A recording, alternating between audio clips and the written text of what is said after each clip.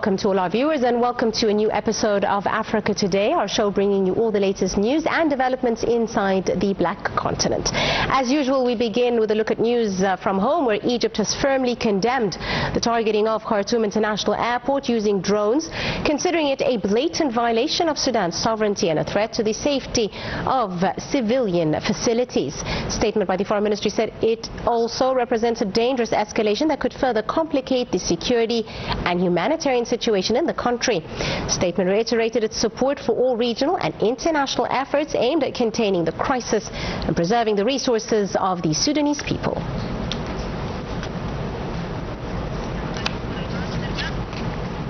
Meanwhile, the Sudanese government accused Ethiopia of being behind the recent drone attacks on sites including Khartoum Airport and recalled its ambassador on Tuesday. A military spokesperson in Sudan said the government has evidence that 4 drone strikes that have happened since March the 1st came from Ethiopia's Bahir Dar Airport. Most recent attack came Monday and targeted the airport in Sudan's capital, Khartoum. Previous attacks were launched towards the Sudanese states of Kordofan, Blue Nile and White Nile.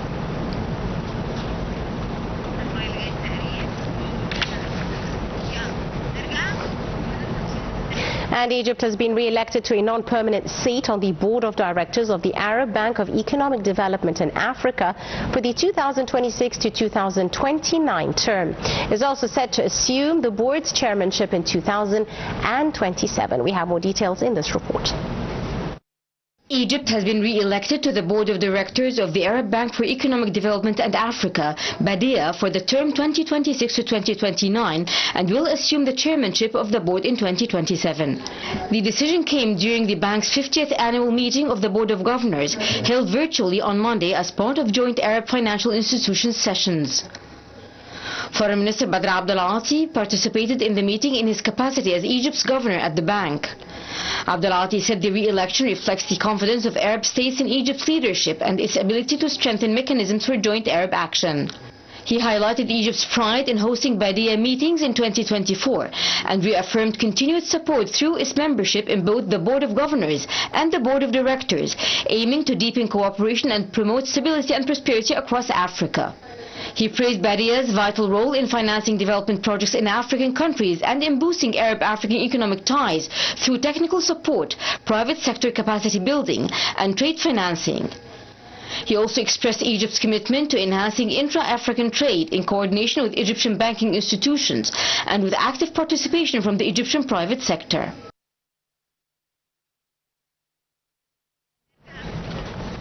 And for more on this, we're now delighted to be joined over the telephone by our guest, Dr. Ayman, Ghoneim, our economic and legal expert. A very good afternoon to you, Doctor. Good afternoon to you, madam, and to all our audience. Thank you very much, Doctor, for your time this afternoon. Now, Egypt is set to chair the BADEA board in 2027. What specific strategic priorities do you see Egypt championing during its leadership term to enhance specifically Arab-African cooperation? Well, actually, the Egyptian economic diplomacy under the leadership of President Abdel Fattah al-Sisi has been calling on the international financial organizations to try to adopt new risk management frameworks and to try to cater to the needs of the developing countries, yes, especially in upgrading their infrastructure, in financing the trade, in financing the economic empowerment projects, and most notably in financing the projects that are related to the climatic changes and the structural amendments and the structure coping with the climatic changes. Yes. I believe that with Egypt now chairing or Egypt will chair the bank, the Arab Bank for Economic Development in Africa. I believe Egypt will have an opportunity to apply and to show an example of what it holds and what it preaches. Despite the fact that this bank is not a very big bank, actually, you have to understand this. The paid-in capital of this bank until now, I believe, is $5 billion, and its assets are around $5.6 billion. I think the loan exposure presently is around $3.6 to $4 billion. Right. And the bank, since its inception, I believe, it financed projects of around 15 billion US dollars since its inception. Absolutely, Doctor. It will be a very good opportunity for Egypt to show an example of the principles that it has been preaching under the leadership of President Abdel Fattah. Yes, indeed. Now, with the bank focusing on issues like technical support, capacity building, etc., what are some of the primary sectors, for example, such as infrastructure or energy, where Egypt specifically sees the most potential for immediate development and collaboration? Well, actually, again, as I told you, the most important sector that Egypt is now focusing on for the development of the African and for the development of the developing nations are the development and upgrading of the infrastructure, of course, development of ports, of trade corridors, development of the projects that will foster economic enablement, and the development of the structural amendments and the structural reformation in order to cope with the climatic changes. I believe also a very important sector that now Egypt is focusing on is the deepening of the industry and localizing the inputs of industries. And I believe Egypt will try to foster projects throughout the African nation to show an example of what the success in deepening the industries could lead to in developing nations. Absolutely. Dr. Ayman, of course, with Egypt's commitment to enhancing intra-African ties, inter-African trade, how do you see the coordination between Egyptian banking institutions simplifying this target of financing exports to sub-Saharan Africa? Well, actually, there are a lot of things to be done to foster the intra-African trade. Unfortunately, till now, the intra-African trade is around 11% of Africa's international trade, as compared to around 50 to 60% in Asia and 60 to 70% in Europe. And one of the reasons is that most of the African countries are exporters of raw material and they are importers of finished goods. And also that the African economies are so much tied with the Western economies since the colonial era. Of course, African countries have been trying to do something. They have been trying to overcome such shortcomings by increasing their industrial output, by trying to deepen their industries, and by developing their infrastructure. But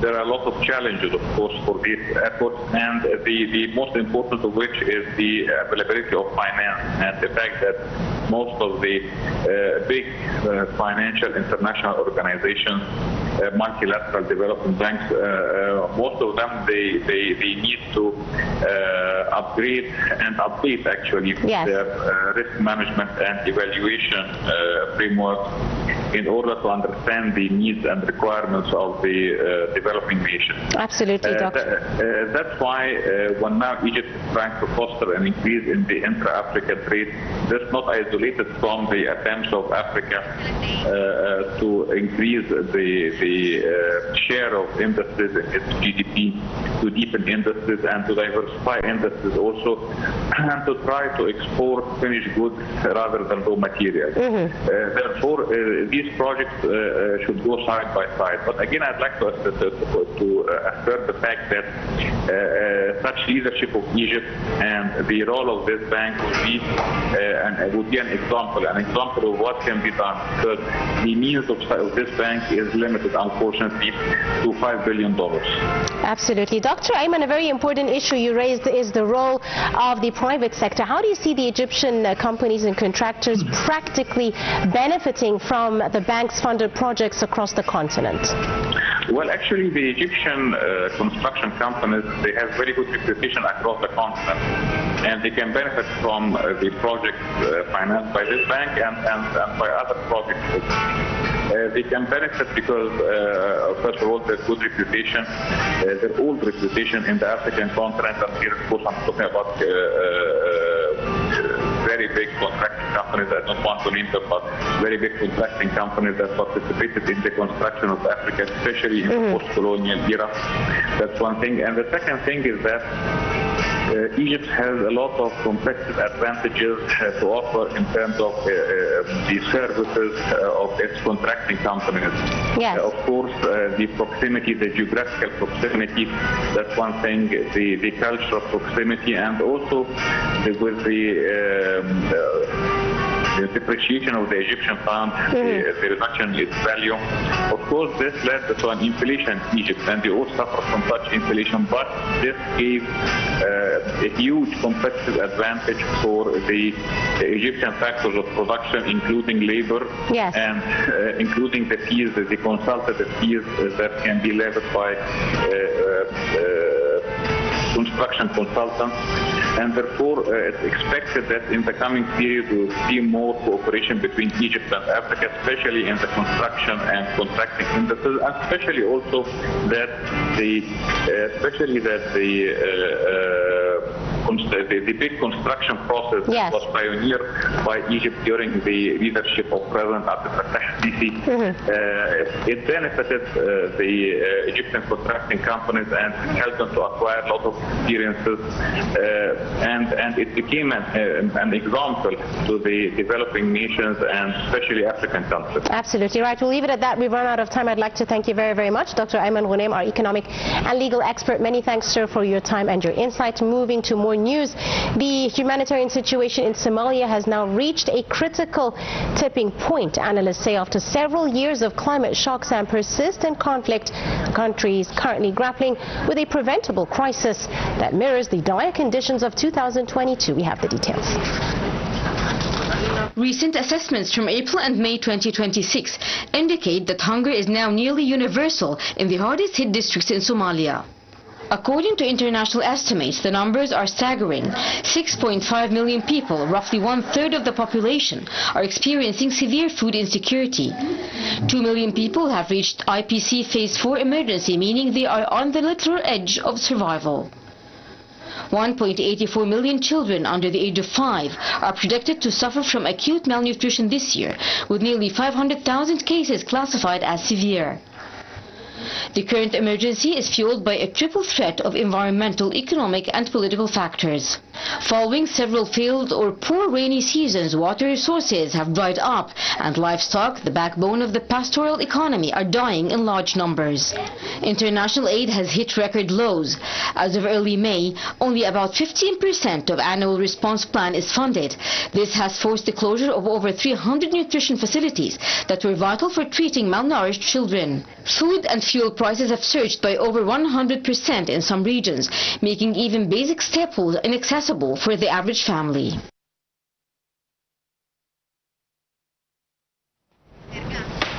And finally, the death toll from flooding and landslides following heavy rains in Kenya has now exceeded 18 people. Landslides were reported in countries in central and eastern Kenya following sustained heavy rainfall. We have more details. May 4, 2026, Kenya is facing a critical humanitarian situation due to intensified flooding and landslides during the peak of the March-May long rain season. The situation has escalated significantly over the last 48 hours, with the National Police Service (NPS) and the Ministry of Interior issuing urgent warnings to citizens in high-risk areas. At least 18 people have been confirmed dead since late April, with the majority of fatalities caused by drowning. Over 60 people remain missing across various regions. Nearly 55,000 households have been affected nationwide. In Nairobi alone, 6,000 households have reported significant damage or displacement.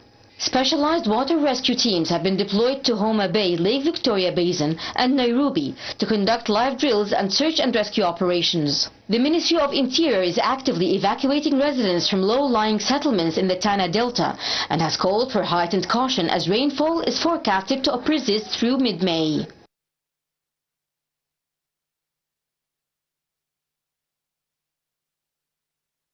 With that, we wrap up today's edition of Africa Today. You're in the company of myself, Angie Mehermani. Thanks for watching.